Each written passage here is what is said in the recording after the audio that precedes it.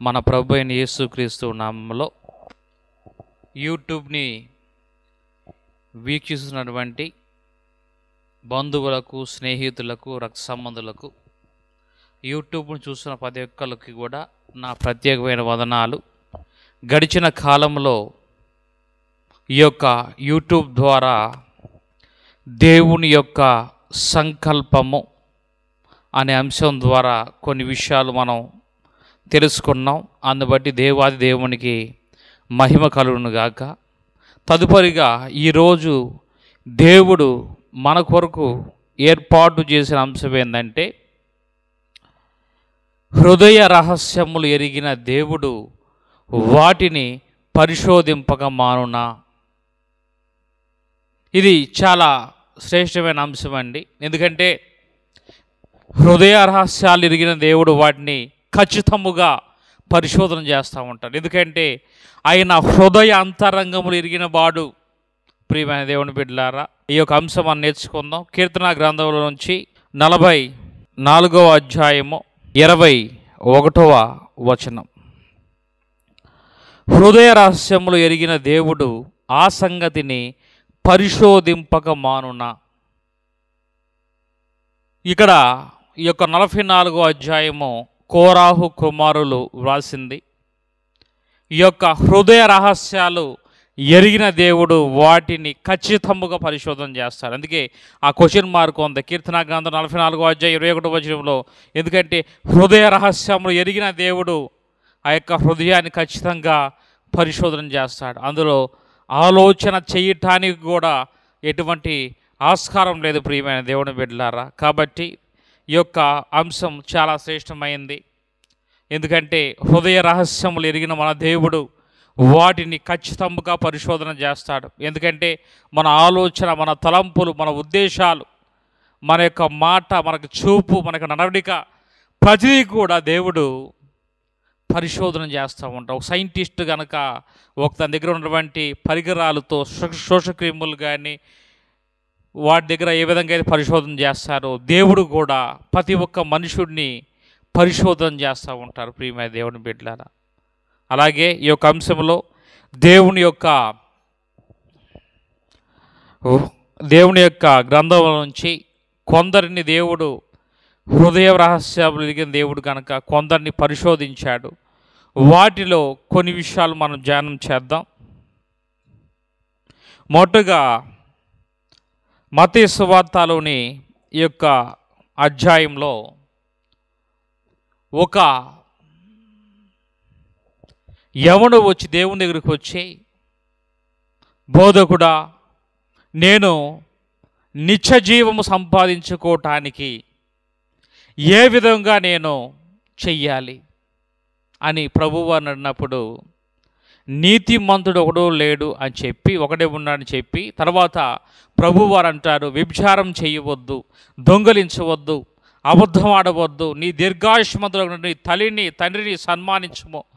ఇలా ప్రభువారు చెప్పినప్పుడు వీటన్నిటినీ కూడా నీ పూర్ణ హృదయంతో, నీ పూర్ణ మనసుతో దేవుణ్ణి ఆరాధించుము, నిన్ను వలె నీ పొరుగు వారిని ప్రేమించుము అన్నప్పుడు వీటన్నిటినీ కూడా ప్రభువా చిన్న వయసు నుంచి నేను అనుభవం చేస్తున్నానంటే నీవు పరిపూర్ణ అవటానికి నీ యొక్క ఆడ ధనం మొత్తాన్ని కూడా ఈ పేదలకు ఇచ్చి నన్ను వెంబడించమన్నప్పుడు ఆ యవనుడు, చదవండి మత్తయి సువార్త 19వ అధ్యాయం 22వ వచనం.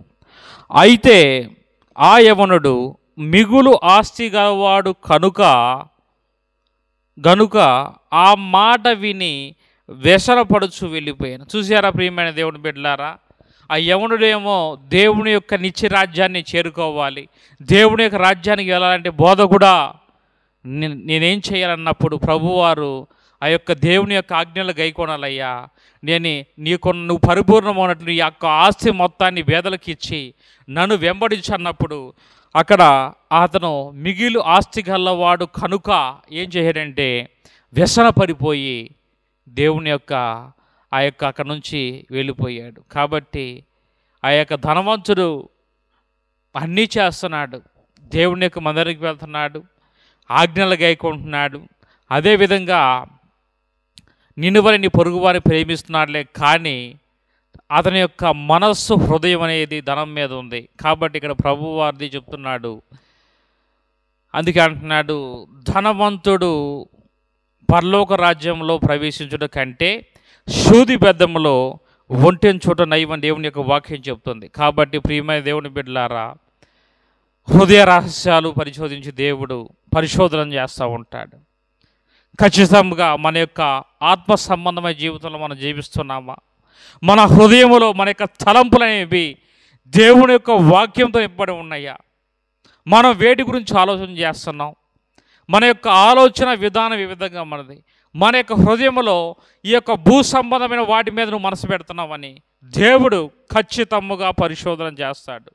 కనుక ఇక్కడ ఉన్నటువంటి ఈ యొక్క యవనుడు, ఈ యొక్క ధనవంతుడు డబ్బు మీద మిగులు అపేక్ష గలవాడై కలిగి ఏం చేశాడంటే వ్యసన పడిపోయి చివరికి ఏం చేశాడంటే అక్కడ నుంచి వెళ్ళిపోయాడు. ప్రియమైన దేవుని బిడ్డలారు, కాబట్టి అక్కడ అంటున్నాడు దేవుడు, ధనవంతుడు పరలోక రాజ్యానికి ప్రవేశించడం కంటే సూది బెద్దంలో వంచిన చోట ఒంటిని చూసిన ఇవ్వంట. కాబట్టి ప్రియమైన దేవుని బిడ్డలారా, కాబట్టి ఈ యొక్క ధనవంతుడు ఈ దేవుడు పరిశోధన చేశాడు. ఎందుకంటే తన యొక్క ఆజ్ఞలు గైకుంటా అంటున్నాడు. చిన్న వయసు నుంచి కూడా నా తల్లిని తండ్రిని సన్మానించా అంటున్నాడు. వ్యభిచారం చేయలేదు అన్నాడు. నీ యొక్క ఆజ్ఞలు మొత్తాన్ని కూడా ప్రభు నేను పాటిస్తానన్నప్పుడు, పరిభోగులు అన్నమాట నీ యొక్క ఆస్తి మొత్తాన్ని పేదలకు ఇవ్వనప్పుడు వ్యసన పడిపోయి ఏం చేయాడంటే ప్రియమైన దేవుని బిడ్డలారా అక్కడి నుంచి వెళ్ళిపోయాడు. కాబట్టి హల్లెలూయా. కాబట్టి ప్రియమైన దేవుని బిడ్డలారా, మనం ఏం చేయాలంటే మన యొక్క హృదయములో దేవుని యొక్క ఆత్మ సంబంధమైన వాక్యాన్ని, జుంటె తేనె ధారలైన మధురమైన వాక్యాన్ని హృదయం అనే పలక మీద మనము ధరించుకోవాలి. అందుకే ప్రభు అంటున్నాడు, విరిగిన మనస్సు నలిగిన హృదయం అంట దేవునికి ఇష్టమైన బలియాగం అంట. ప్రియమైన దేవుని బిడ్డలారా, అందుకే దేవుడు మాట్లాడుతున్నాడు. ఇక రెండవ మాట మనం చూద్దాం. యేసు ప్రభు వారు, ఆయన యొక్క శిష్యులు, మరియమ్మ గారు వారంతా కూడా ఆ యొక్క కానాను అనే యొక్క ఊరిలో విందులోనికి వెళ్ళినప్పుడు ప్రియమైన దేవుని బిడ్డలారా, అక్కడ ప్రభు అయిన యేసు ప్రభు వారు ఒక అద్భుత కార్యం చేస్తారు. వారు ఆ వెళ్ళిన విందులో ద్రాక్షారసం అయిపోయినప్పుడు వారంతా కూడా ఎందుకో బాధలో, ఎందుకో ఈ యొక్క విందు అయిపోయినప్పుడు ఆ యొక్క 6 రాతి బాణల్లో నీళ్లు నింపుడి అని చెప్పి ప్రభువారు ప్రార్థన చేసినప్పుడు ఆ యొక్క 6 నీళ్లు కూడా ద్రాక్షారసంగా మార్చబడతాయి. విందుకు వచ్చిన వారంతా కూడా మొదట నువ్వు ఇచ్చిన ద్రాక్షారసం కంటే కూడా వెనక వచ్చిన ద్రాక్షారసం అనేది చాలా బాగుంది. ఎవరైనా కానీ కూడా ఒక విందుకు వచ్చినప్పుడు వాళ్ళంతా కూడా ద్రాక్షారసం తాగిన తర్వాత మత్తుగా ఉన్నప్పుడు వారు పాతమైనటువంటి ద్రాక్షారసం పోస్తారు, కానీ నువ్వు నిజమైనటువంటి ద్రాక్షారసం పోసే వాళ్ళు చెప్తున్నప్పుడు ప్రియమైన దేవుడి బిడ్డలారా, ఆ యొక్క అద్భుతం ప్రభు చేసిన తర్వాత, ఆ యొక్క అద్భుతాన్ని దేవుడు చేసిన తర్వాత ఏమైందంటే అక్కడున్న వారంతా కూడా యేసు ప్రభువా, నేను నీ శిష్యుడిని అవుతానయ్యా, నిన్ను వెంబడిస్తానయ్యా, నీతో పాటు కూడా ప్రార్థనలో అన్ని విషయాల్లో నిన్ను వెంబడిస్తాయా అన్నప్పుడు అక్కడ మాట ఉంది, చదవండి. యోహాను సువార్త 2వ అధ్యాయము 24వ వచనములో, అయితే యేసు అందరినీ ఎరిగినవాడు కనుక ఆయన తన్ను వారి వశం చేసుకోలేదు. ఎందుకంటే యేసు ప్రభు అనేవాడు ప్రతి ఒక్కరిని కూడా ఎరిగినవాడు.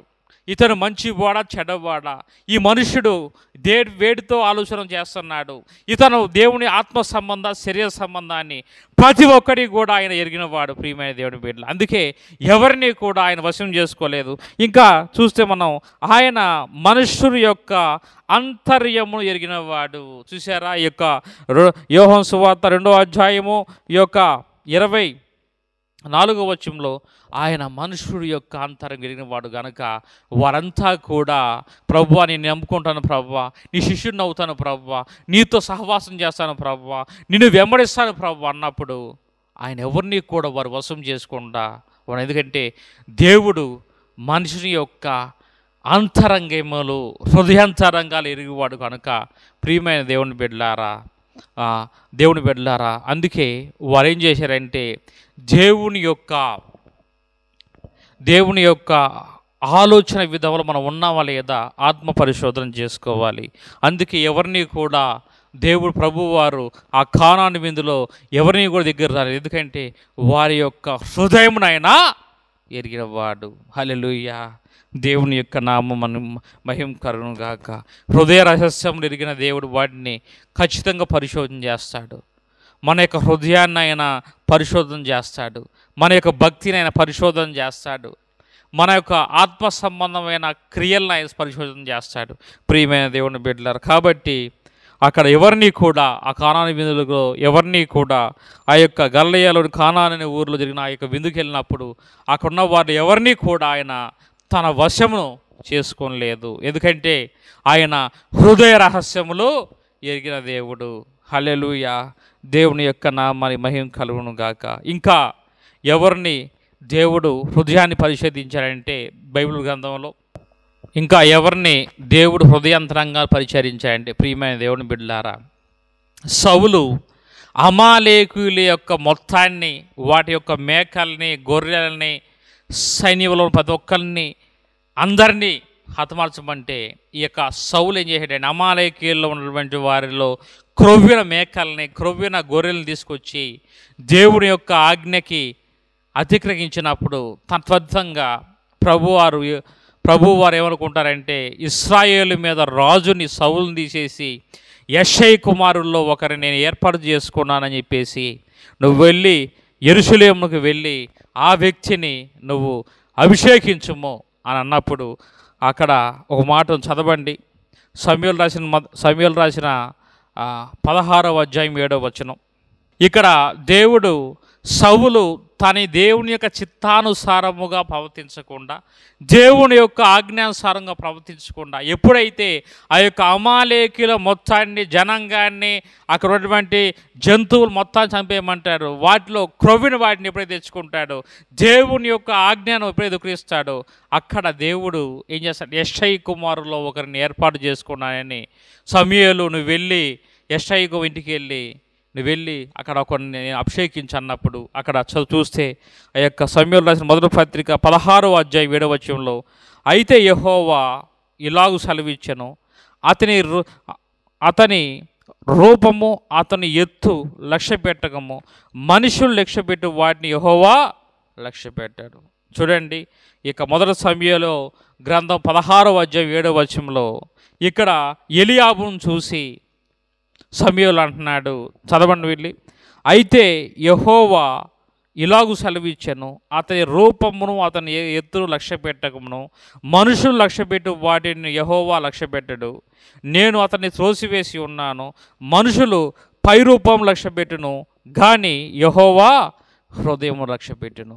చూసారా ప్రియమైన దేవుని బిడ్డలారా, ఈ యొక్క సమూయేలు రాసిన మొదటి అధ్యాయము 16వ అధ్యాయము 7వ వచనంలో మీరు చూస్తే ఇక్కడ మనిషి అనేవాడు పై రూపాన్ని చూస్తూ ఉంటాడు. ఎవరైనా కానీ డబ్బున్న వారిని, మంచి బట్టలు వేసుకున్న వారిని, మంచి గృహం ఉన్న వారిని ఎవరైనా ఇష్టపడతారులే, కానీ ఒక పేదవాడినటువంటి మనుషుల్ని ప్రియమైన దేవుని బిడ్డలారా ఎవరు కూడా ఇష్టపడతలేదు. ఎందుకంటే మనుషులు పై రూపాన్ని, వారు ఎలాగ ఉన్నారు, ధనవంతుడా కాదా, లేదా అతని యొక్క క్రియలు ఏ విధంగా ఉన్నాయి, ఇవన్నీ కూడా పై రూపాన్ని లక్ష్య పెడతా ఉంటారు. సమూయేలు కూడా ఈ యొక్క ఎలియాబుని చూసి అతను బాగా ఎత్తుగా ఉన్నాడు, బాగా సౌందర్యం కలిగి ఉన్నాడు, కండపుష్టి కలిగి ఉన్నాడు, దేహపుష్టి కలిగి ఉన్నాడు, బలశాలై ఉన్నాడు. అప్పుడు చూసి ఇతనేనా ప్రభు అన్నప్పుడు మనుష్యులు లక్ష్య పెట్టు వాటిని యెహోవా లక్ష్య పెట్టడు, నేను అతన్ని త్రోసివేసి ఉన్నాను. ఎందుకంటే మనుష్యుడు పై రూపం లక్ష్య పెట్టును, యెహోవా హృదయమును లక్ష్య పెడతారు. చూసారా ప్రియమైన దేవుని బిడ్డలారా, హృదయ రహస్యములు ఎరిగిన దేవుడు ఆ సంగతిని ఖచ్చితంగా పరిశోధన చేస్తూ ఉంటారు. కాబట్టి మనం ఏం చేయాలంటే మన హృదయములో దేవుని యొక్క వాక్యానికి, మన యొక్క హృదయంలో దేవుని యొక్క వాక్యానికి, దేవుని యొక్క ప్రార్థనకి, మన యొక్క ఆలోచన మొత్తం కూడా పరలోక సంబంధమైన ఆలోచనలతో మనం ఏం చేయాలంటే మన యొక్క హృదయాన్ని మనం నింపుకోవాలి. ఒక హృదయం కనుక మనం చూస్తే అదొక పాడుబడినటువంటి ఒక ఫ్యాక్టరీలో మనం వెళ్తే అదంతా కూడా పాడుపడిన ఇనప సాంబాను బూజు ఏ విధంగా ఉంటాయో హృదయంలో కూడా చిన్నప్పుడు తలంపులు, అలాగే మనం ఏదైనా ద్వేషిస్తే అవన్నీ కూడా మంచి చెడులు మొత్తం కూడా ఈ యొక్క హృదయంలో అంతా కూడా స్టోర్ అయ్యి ఉంది. అందుకే అంటున్నాడు దేవుని వాక్యం చెప్తుందంటే హృదయము వ్యాధితో కూడిన కపట కేంద్రం అని చెప్పేసి దేవుని యొక్క వాక్యం చెప్తుంది. కాబట్టి ప్రియమైన దేవుని బిడ్డలారా, ఈరోజు నీతోనూ నాతోనూ అందరితోనూ కూడా పరిశుద్ధాత్ముడు మాట్లాడుతున్నాడు. హృదయ రహస్యాలు ఎరిగిన దేవుడు ఆ సంగతిని పరిశోధింపక మానునా అంటే ఖచ్చితముగా ఆయన పరిశోధన చేస్తూ ఉంటాడు. కాబట్టి ప్రియమైన దేవుని బిడ్డలారా, దేవుని యొక్క వాక్యమును మనం ధ్యానం చేసుకొని ఆత్మ సంబంధమైనటువంటి ఆలోచనలతో మనం ఏం చేయాలంటే మన యొక్క హృదయంలో మనం నింపుకోవాలి. మన యొక్క దేవుడు కంటి చూపు ఇచ్చింది దేవుడి యొక్క వాక్యాన్ని చదవటానికి, దేవుని యొక్క సృష్టిని చూడటానికి. ప్రియమైన దేవుని బిడ్డలారా, అందుకే దేవుని యొక్క వాక్యం సెలవిస్తుంది. ఇంకా మనం చూస్తే ఈ యొక్క అంశంలో ఒక పాపాతురైన స్త్రీ యేసు ప్రభు వారు సీమోని యొక్క ఇంట్లో ఉన్నారని ఎరిగి యేసు ప్రభు వారి యొక్క వెనక వచ్చి కన్నీళ్లతో తన యొక్క పాదాలు తడిపి తన యొక్క తల వెంట్రుకలతో ఆ పాదాలు తుడిచి అత్తరు రాసినప్పుడు అక్కడ సీమోన్ అంటున్నాడు, ఈమె గురించి తెలియదా? ఈమె పాపాతురైన స్త్రీ కదా, ఈమెను ప్రభు ఎందుకు దగ్గర రానిస్తున్నాడని చెప్పి అన్నప్పుడు అక్కడ ప్రభు అంటాడు, సీమోను ఒక మనుషునికి చదవబడిన మాట లూకా సువార్త 7వ అధ్యాయం 41-42 వచనాల్లో, అప్పుడు యేసు అప్పు ఇచ్చు ఒకనికి 2 రుణస్థులుండిరి. వారిలో ఒకడు 500 దేవారాణములను మరి ఒకడు 50 దేవారాణములు అప్పు ఇచ్చి ఉన్నరు. ఆ అప్పు తీర్చుటకు వారి యొద్ద ఏమీ లేకపోయాను గనుక అతడు వారిద్దరినీ క్షమించెను. కాబట్టి వీరిలో ఎవడు ఎక్కువగా ప్రేమించునని చెప్పాను. కాబట్టి ప్రియమైన దేవుని బిడ్డలు, ఇక్కడ సీమోను ఎప్పుడైతే ఆ పాపాత్రురాలైనటువంటి స్త్రీ అతని దగ్గరికి వచ్చి ఎప్పుడైతే ఆ యొక్క కన్నీరు కాచి పాదాలు చూస్తున్నప్పుడు ఇతను పాపాత్రురాలై ఈ ప్రాంతం మొత్తం కూడా వ్యభిచారంతో ఈమె నింపడుతుంది కదా అని చెప్పేసి అన్నప్పుడు తన యొక్క హృదయాన్ని ప్రభువారు ఆలోచన చేసి అంటున్నాడు. అప్పుడు సీమోను, ఒక యజమానుడికి 2 రుణస్థులు ఉన్నారు. ఒకళ్ళేమో 500 దేవారాణములు, ఇంకొకళ్ళేమో 50 దేనారాణములు ఉన్నప్పుడు యజమానుడు ఈ యొక్క కిందున్న వారు ఎవరు కూడా తన యొక్క అప్పుని తీర్చలేకపోతున్నారు కనుక ఇద్దరిని క్షమించి మీరు వెళ్ళిపోండి, నాకు అప్పు అన్నప్పుడు ఎవరు ఎక్కువ సంతోషిస్తారంటే 500 అప్పు తీర్చబడిన వాడే అని చెప్పేసి, దేవాలయం తీర్చబడిన వాడని చెప్పేసి సీమోను చెప్పినప్పుడు, నువ్వు సరిగా యోచించడమే కనుక ఈమె విస్తారంగా ప్రేమించడం కనుక ఇక పాపాలు మొత్తం తొలగిపోతుందని చెప్పేసి చెరిగిపోదని చెప్పేసి ప్రభువారు చెప్పారు. కాబట్టి ప్రియమైన దేవుడి బిడ్డలారా, ఇక్కడ మన యొక్క సీమోను యొక్క ఆలోచనలు ఏ విధంగా ఉన్నాయంటే, ఇది ప్రభుత్వం కదా, మరి యొక్క పాపాత్రురాలైనటువంటి స్త్రీని ప్రభువారు ఎందుకు దగ్గర రాశారని చెప్పేసి ఆలోచన చేస్తున్నప్పుడు ఆయన హృదయ రహస్యాలు ఎరిగిన దేవుడు గనుక వెంటనే ఉపమాన రీతిగా ప్రభువారు చెప్తున్నాడు. హల్లెలూయా, దేవుని యొక్క నామానికి మహిమ కలుగును గాక. అదేవిధంగా లూకా 20వ అధ్యాయంలో కూడా చూస్తే, ఈ లూకా 20వ అధ్యాయంలో తోమా యేసు ప్రభువారు చెప్తారు, మనుష్య కుమారుడు బహుశ్రమలు పొంది చనిపోయి మరలా లేచుట అనేది అగత్యం. బహుశ్రమలు పొంది శాస్త్రుల చేతను అధికారుల చేతను తునీకరింపబడి చనిపోయి 3వ దినం అగత్యము అని చెప్పిన తర్వాత ఆయన లెగవంగానే మధ్యలేని మరియ కనిపించినప్పుడు ఆ మరియెళ్ళి శిష్యులు మొత్తానికి కూడా యేసు ప్రభు వారు లెగిచారు, మన యొక్క ప్రభు లెగిచారు చెప్పినప్పుడు తోమాకు ఆలోచన వస్తుంది, నేను గనక ఈ యొక్క చేతి వేలులో గనక ఆయన ముట్టి, ఆ చేతి వేలులో గనక ఆయన ముట్టితే కానీ ప్రక్కన ఇప్పుడు చేయి పెట్టి చూస్తేనే కానీ నమ్మనన్నప్పుడు ఆ ప్రభువు వారు అక్కడికి వచ్చినప్పుడు అంటున్నాడు. చూడండి, యోహాను సువార్త 20వ అధ్యాయము 27-28 వచనాలు. తరువాత తోమా తోమాను చూచి, నీ వేలు ఇటు చాచి నా చేతులను చూడుము, నీ చెయ్యి చాచి నా ప్రక్కలో ఉంచి అవిశ్వాసివి కాక విశ్వాసవి ఉండుము. అందుకు తోమా ఆయనతో, నా ప్రభువా నా దేవా నేను. యేసు, నీవు నన్ను చూచి నమ్మితివి గనక చూడక నమ్మిన వారు ధన్యులని చెప్పాను. ఇక్కడ యోహాను సువార్త ఈ యొక్క 20వ అధ్యాయం 27, 28, 29 వచనాల్లో మనం చూస్తే ఈ యొక్క తోమా అనే అతను యేసు ప్రభు యొక్క గురించి హృదయంలో అంచున్నప్పుడు ఆయన హృదయాంతరంగంలో ఎరిగిన దేవుడు కనుక ఎంపని పసిగట్టి, తోమా రా, నా చేతిలో వేలు పెట్టి చూడు, ఇదిగో నా పంకటెంపులో వేలు పెట్టి చూడని చెప్పేసి అతను చెప్తున్నప్పుడు, తోమా నువ్వు చూసి నమ్మిన వారి కంటే కూడా చూడక నమ్మిన వారు ధన్యులని చెప్పి చెప్తున్నాడు. కాబట్టి ప్రియమైన దేవుని బిడ్డలారా, ఆయన హృదయ అంతరంగంలో ఎరిగినవాడు. ఎందుకంటే ఆయన దగ్గర మనుషుల ముందు మనం ఏ విధంగా భక్తిపరంగా మనం ఉండగలం, కానీ దేవుని యందు మనం ఉండటానికి ఆస్కారము లేదు ప్రియమైన దేవుని బిడ్డలారా. కాబట్టి హృదయ రహస్యములు ఎరిగిన వాడు ఖచ్చితముగా పరిశోధన చేస్తూ ఉంటాడు.